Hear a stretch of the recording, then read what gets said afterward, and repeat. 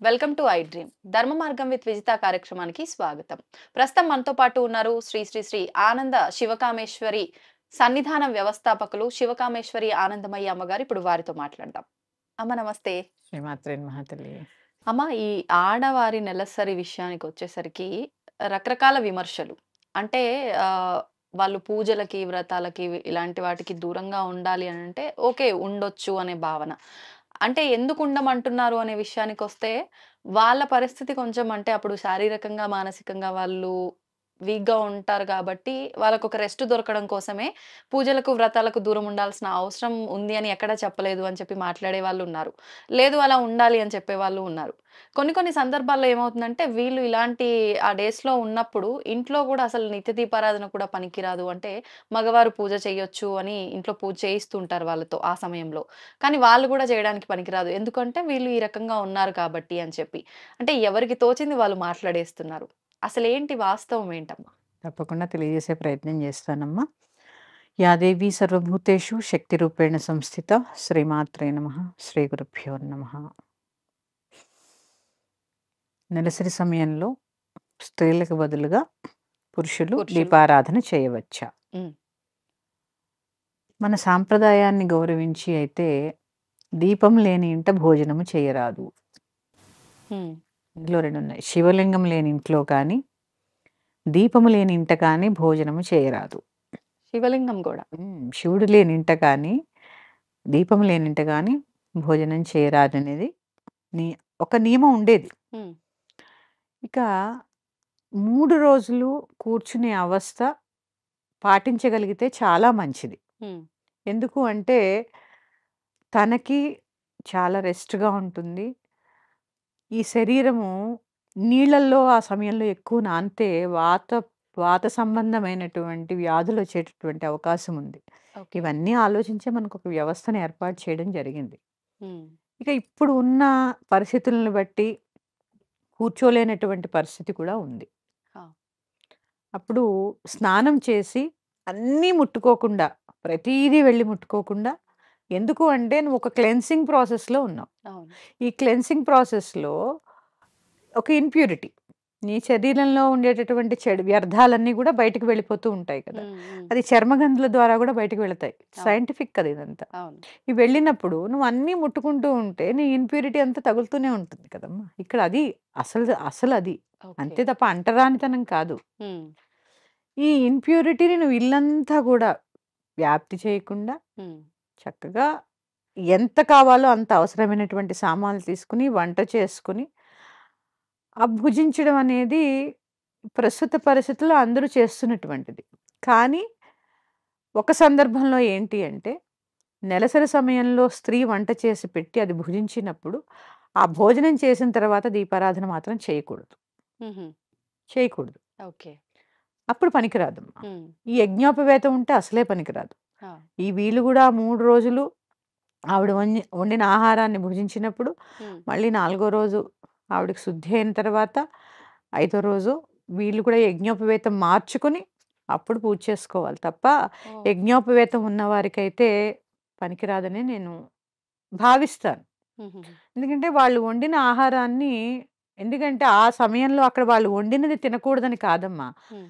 ఆ సమయంలో స్త్రీని బాధ పెట్టకూడదు. ఓకే. అందుకే ఆ సమయంలో వీరు వండిన భోజనం తింటే బ్రహ్మహత్యా పాతకం చుట్టుకుంటుంది అంటే అది స్త్రీ యొక్క తప్పు కాదు. హ్మ్. స్త్రీ ఏదో పాపం చేస్తోందని గాదు. వాళ్ళకి ఆ సమయంలో రెస్ట్ ఇవ్వకుండా ఆ సమయంలో కూడా ఆహారం వండించి తింటున్నందుకు హుహుహు. బ్రహ్మహత్యా పాతకం. ఓకే. ఇది గ్రహించవలసింది. మన ఆ! శాస్త్రం చాలా సూక్ష్మమైనది. స్త్రీకి అడుగడుగునా విలువిచ్చిందమ్మా. హ్మ్. అందుకే ఒక ఏది మొదలుపెట్టినా ముందు ఏం చెప్పింది? మాతృదేవో భవ, తర్వాతే పితృదేవో పితృదేవో. భవ. అందుకే అమ్మ స్థానానికి అంత గొప్ప విలువనిచ్చినటువంటి ధర్మం హ్మ్. నా హిందూ ధర్మం. ఇలా చూసుకుంటూ వెళితే ఒక్కొక్క దాంట్లో ఒక్కొక్క సూక్ష్మం. లేదు, చక్కగా ఆవిడ వండినటువంటి భోజనం చేయడం లేదు. హ్మ్. ఈవిడ కలిసి ఉన్నా గూడా ఆవిడ వండినటువంటి భోజనం చేయడం లేదు. హ్మ్. వీరు స్నానం చేసి చక్కగా పూజ చేసుకొనవచ్చు. ఓకే. చేసుకోవచ్చు. హుహు. ఎలాంటి తప్పు లేదు. వండిన ఆహారం తింటేనే తప్పు.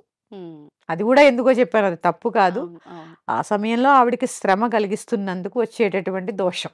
ఓకే. ఓకే. హ్మ్. ఆహా! అందుకని లేదు, చెప్పాను గదా! అవును. ఆహారం భుజించట్లేదు. పూజించట్లేదు. చక్కగా స్నానం చేసుకోమనండి, పూజ చేసుకోమనండి. లేదు, తెల్లవారు రాత్రి భోంచేసేసి నిద్రపోతారుగా, అవును. పొద్దున్నే పొద్దున. చక్కగా తలారా స్నానం చేసేసుకోండి. పూజ గది మీరే శుభ్రం చేసుకోండి. హ్మ్. వీరు లేవకముందేనండి. వీరు ఆహా! నిద్ర లేవకముందే దీపారాధన కార్యక్రమం ముగించుకుని, నివేదన చేసి, తలుపు దగ్గరగా వేసేసి వచ్చేసేయండి బయటికి. ఓహ్! మరి వీరు లేచిన తర్వాత పూజ చేయడం అనేది కరెక్ట్ కాదు. చేయకూడదలా. చెప్పాను గదా! ఇప్పుడే ఒక క్లెన్సింగ్ ప్రాసెస్‌లో ఉన్నప్పుడు అవును. శుభ్రపడుతోంది మన శరీరం. హ్మ్. ఆ శరీరం శుభ్రపడుతున్నప్పుడు చాలా అవస్థలుంటాయి. హ్మ్. చూడండి, ఇల్లు శుభ్రం చేస్తున్నప్పుడు బోలెడు అదేమంటారు? దాన్నుంటాయి గదమ్మా! బూజులు. బూజు. హ్మ్. ఇది గూడా అంతే. మన హ్మ్. లోపల నుంచి క్లెన్స్ అవుతోంది గదమ్మా! అవును. క్లెన్స్ అవుతున్నప్పుడు కొన్ని వ్యర్థాలు వస్తూ ఉంటాయి బయటికి. అందుకే కొద్ది కొద్దిగా దుర్వాసనలు రావడం ఇవన్నీ ఉంటాయి. అవును. ఈ క్రమంలో చేసుకోవాల్సినటువంటిది తేలికైన పద్ధతి ఇది. వారు హ్మ్. లేవక మునిపే ఆ గది శుభ్రం జేసుకోవాలి, పూజ చేసుకోవాలి, వచ్చేసేయాలి. హ్మ్. మళ్ళీ మరుసటి రోజు స్నానం చేసే వరకు కూడా అవేవి కూడా తాకడం గానీ, లోపలికి వెళ్ళడం గానీ చేయకూడదు. ఇప్పుడు కొన్ని కొన్ని సందర్భాల్లో అమ్మ కిచెను, పూజ రూము పక్కపక్కనే ఉంటుంటాయి. హ్మ్. అలా వెళ్తున్నప్పుడు మనం పూజ రూమ్ దాటుకొనే కిచెన్‌లోకి వెళ్ళాల్సుంటుంది. హ్మ్. అంటే అసలు వీళ్ళు తిరగటం కరెక్ట్ పద్ధతేనా? ఇప్పుడు ఇంతకు ముందులాగా పక్కన కూర్చోబెట్టి ఆ 3 రోజులు వాళ్ళని హ్మ్. ఏ పని చేయకుండా ఉండే పరిస్థితులైతే లేవు. లేవు. ఇంకొక విషయం వంట చేయకూడదు అంటే కూడా వీళ్ళు తప్ప ఇంకో వంట చేసే ఆప్షన్ ఉండే ఉమ్మడి కుటుంబాలు కూడా లేవు. లేవు. అవునండి. కాబట్టి ఇప్పుడు మనం మొదట ఇప్పుడు దీపారాధన అంటే ఆడవాళ్ళు మనకు పొయ్యి వెలిగించే దగ్గరే దీపారాధన అసలైంది మొదలవుతుంది ఆ పూజ అంటారు. అవును. మరి ఇదంతా దోషంగా ఏమన్నా పరిగణించవచ్చా అంటే ఏం చెప్తారు? ఇది దోషం కాదమ్మా. ఇప్పుడేమవుతుంది, ధర్మం కొన్ని కొన్ని సార్లు మారక తప్పదమ్మా. ఇప్పుడు నువ్వు 2 గదులు నీ ఇంట్లో ఉన్నావు. హ్మ్. ఆ ఇంట్లో తల్లి, కూతురు, భర్త ఉన్నారు. హ్మ్. తల్లి కూతురు రజస్వలయింది, తల్లి రజస్వలయిందనుకుందాం. హ్మ్. ఇప్పుడు ఈ రజోగుణంలో ఇద్దరు ఉన్నప్పుడు ఎవరొండి పెడతారు? ఆయన వండి పెట్టగలిగితే చాలా సంతోషం. కానీ వండి పెట్టాలి గదా! అవును. నిజంగా కూడా ఆ 3 రోజులు వండి పెడితే తప్పేంటి? హ్మ్. వారికి కూడా ఎంత వెసులుబాటమ్మా! హాయిగా 3 రోజులు 27 రోజులు పని చేసి, చేసి, చేసి అలసిపోయిన వాళ్ళు ఆ 3 రోజులకి నిజంగా చాలా రెస్ట్. మగవాళ్ళకి గూడా పనొస్తుంది. పనంటే ఏంటో అర్థమవుతుంది దీనివల్ల. అర్థమవుతుంది. అసలు పనంటే ఏంటో అర్థం అవ్వడానికి ఇవన్నీ పెట్టారు. మీరు తప్పేంటి అన్నారు ఆ 3 రోజులు చేసి పెడితే గాని అదే పెద్ద తప్పు. అవును. ఇప్పుడున్న సమాజంలో. ఇప్పుడు అంటే ఆహ్, ఆడవాళ్ళంటే అన్నపూర్ణలే కాదనట్లేదు గానీ, ఆరోగ్యం బాలేనప్పుడో, ఇలాంటి సందర్భాలొచ్చినప్పుడో మగవాళ్ళు గనక వంట కార్యక్రమం తీసుకుంటే, వీళ్ళెందుకు కూర్చోరండి? ఇదెందుకు ఆలోచించట్లేదు? ఎంతసేపు స్త్రీనే ఎందుకంటారు? హ్మ్. ఆడవాళ్ళు కూర్చోలు, కలిపేస్తారు, ఇది జేస్తారు, అది ఆ! చేస్తారు అని ఎప్పుడూ స్త్రీనే మనం వేలెత్తి విమర్శిస్తాం. చూపిస్తూ ఉంటాం గానీ, ఆ కూర్చునే వెసులుబాటు ఇంట్లో ఎవరు కల్పిస్తున్నారు? అవును. అటు అత్తమామలు గాని, ఇటు భర్త కానీ, హ్మ్. కొంచెం ఆ 3 రోజులు వాళ్ళు చేస్తే వీళ్ళెందుకు గూర్చోరు?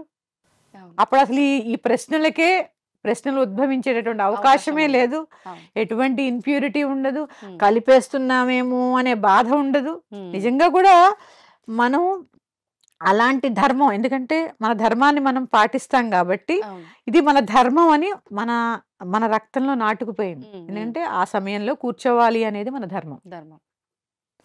అందుకని చెప్తున్నాను గదమ్మా! కొన్ని కొన్ని సార్లు ధర్మాలు గూడా మారుతూ ఉంటాయి.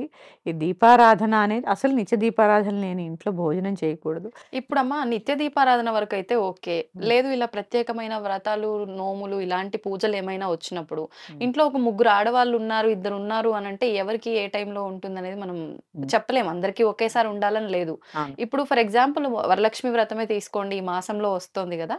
ఆ రోజున వీళ్ళు వ్రతం ఆచరించే టైంలో ఇంట్లో మిగతా వాళ్ళకేమైనా పీరియడ్స్ ఉంటే ఈ ప్రత్యేకమైన పూజలు, ఈ వ్రతాలు చేసుకోవచ్చా? వాళ్ళు కలపొద్దమ్మా ఇంట్లో. వాళ్ళని దూరంగా ఉంచి దూరంగానే ఉంచాలి. హ్మ్. ఎలా కలుపుతారు? కలిపి ఎలా పూజ చేస్తారు? హ్మ్. కలపకుండా పక్కన కూర్చోబెట్టే పూజ ఆచరించాలి. హ్మ్. ఎందుకంటే మన ధర్మాన్ని ఆచరించవలసినటువంటి కొన్ని సాంప్రదాయాలు, ధర్మం అనే కన్నా కొన్ని సాంప్రదాయాల్ని స్త్రీలే పాటించి ముందుకు తీసుకెళ్ళాలి. హ్మ్. అలాంటి వాటిల్లో ఇదొకటి. అది అంటరానితనం కాదు. నీ గురించి నీకు పెట్టినటువంటి ఒక వ్యవస్థ. హ్మ్. ఆ వ్యవస్థని ముందుకు తీసుకెళ్ళేటటువంటి రేపు మీరు చేస్తేనే గదా మీ పిల్లలకి చెప్పేది. అవును. అది ఇన్‌ప్యూరిటీ అని చెప్పొద్దు. ఇది ఎందుకింత ప్యూరిటీ అనేది వాళ్ళు గ్రహించేలా చేయాలి. అంతే. అందులో వాళ్ళలా చెయ్యాలి అంటే మగవాళ్ళు గూడా సహకరించాలి. హ్మ్.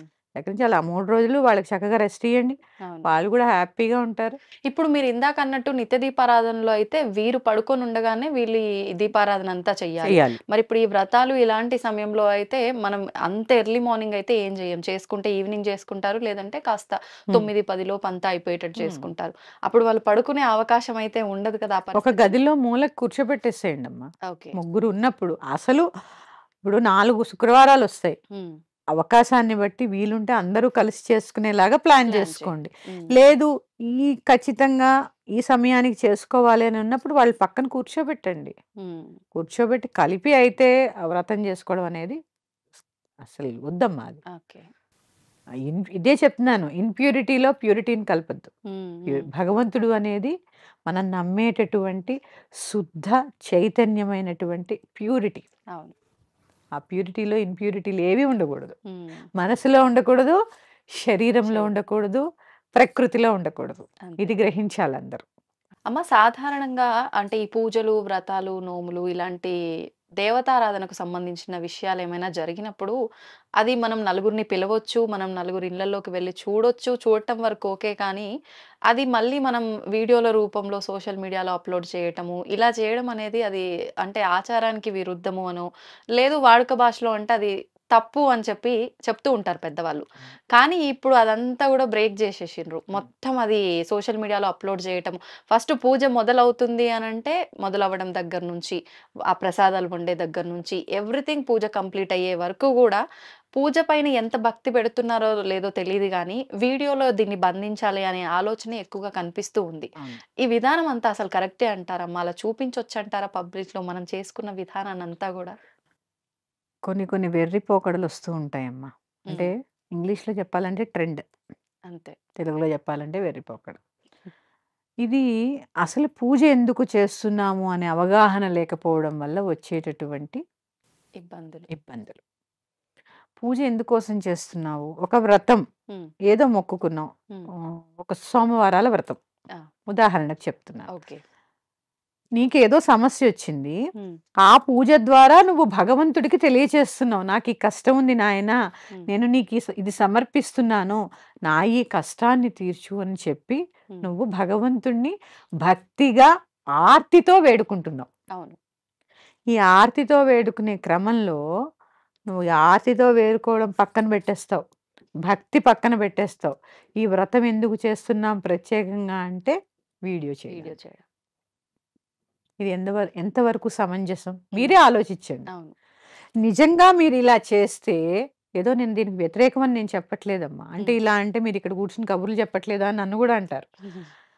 ఇది ఇలా చేస్తున్నప్పుడు మీ దృష్టి ఎక్కడ ఉంటోంది? ఇప్పుడు నేనిక్కడ కూర్చొని చెప్తున్నప్పుడు మీరో ప్రశ్నేసారు. నేను ఆ ప్రశ్నకే సమాధానం చెప్తున్నాను తప్ప నాకు వేరే డీవియేషన్ లేదు. లేదు.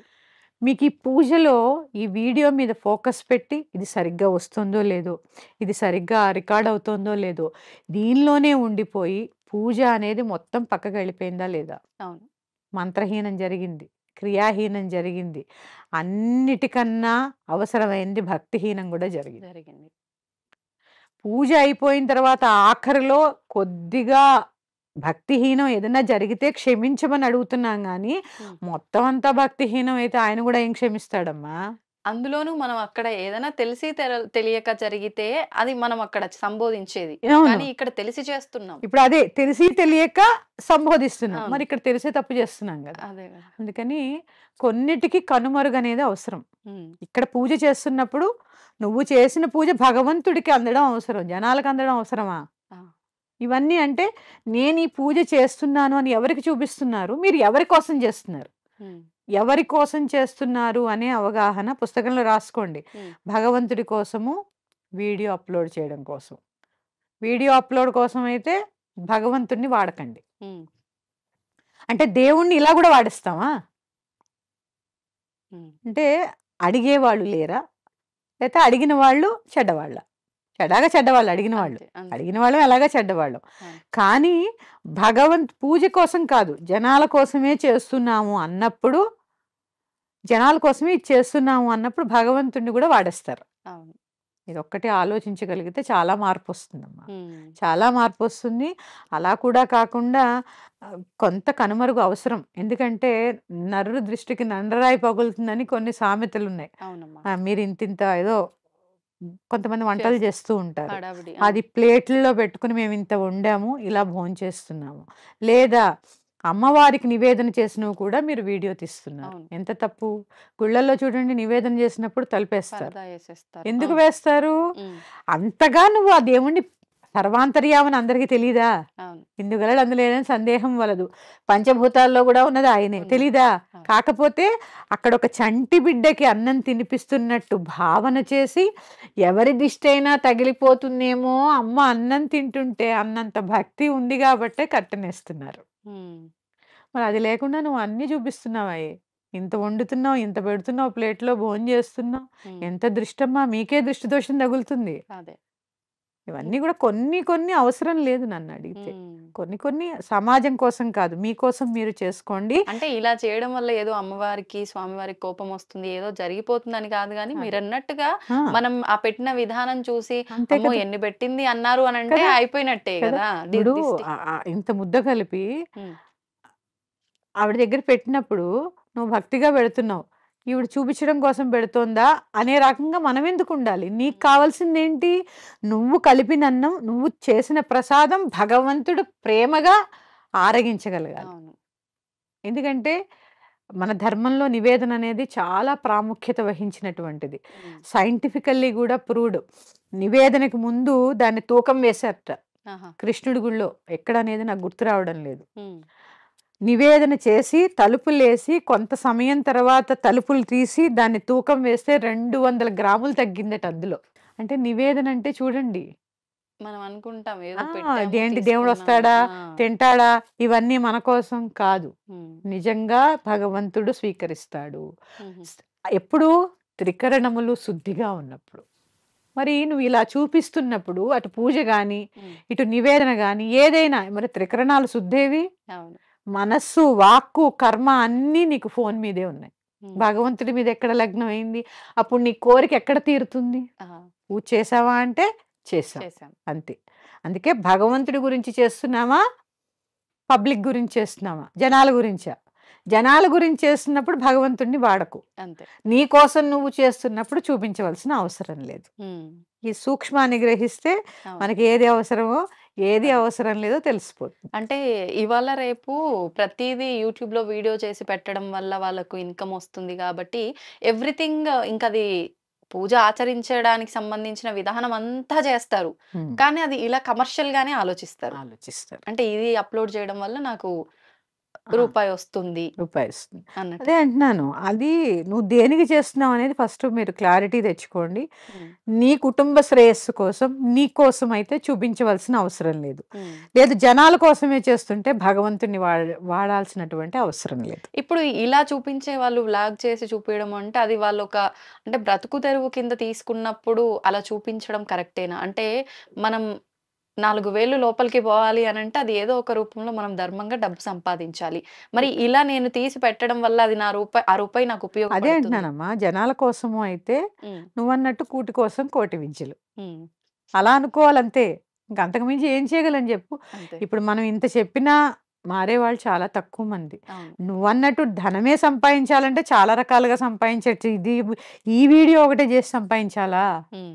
ఇప్పుడు ఆహ్, విస్మయి ఫుడ్స్ అవును. నా ఫేవరెట్.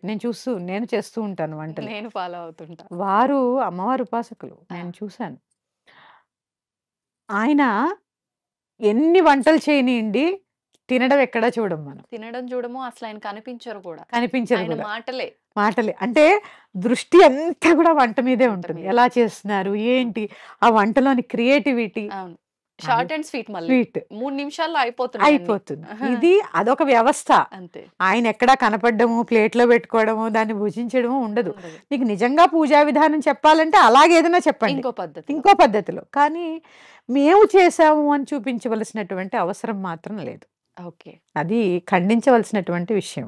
ఆ! అంటే మీరు చెప్పినట్టు ఏదైనా చెయ్యొచ్చు. కానీ అది దానికొక లిమిట్, లిమిట్. ఒక పద్ధతనేది ఉంటుంది. అంతే గదా! దాన్ని బ్రేక్ చేయకుండా మనం ఏదైనా చేసుకోవచ్చు. అవును.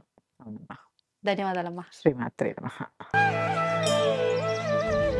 దీన్ని తవ్వండి, తవ్వుతూనే శివలింగం. పరమాత్మకు జీవా సరే దాన్ని అట్లా కప్పేసేయండి, చూపించదండి. Krishna is there. మూర్తి పూజ కాదు, సాక్షాత్ బ్రజేంద్ర నందన భగవాన్ ఉన్నారు మూర్తిలో. ఏమీ ఆశించకుండా ఆరాధించే వాళ్ళు కూడా ఉన్నారా ప్రభుజీ? నిజమైన భక్తి అంటే మనకు తెలియదు కాబట్టి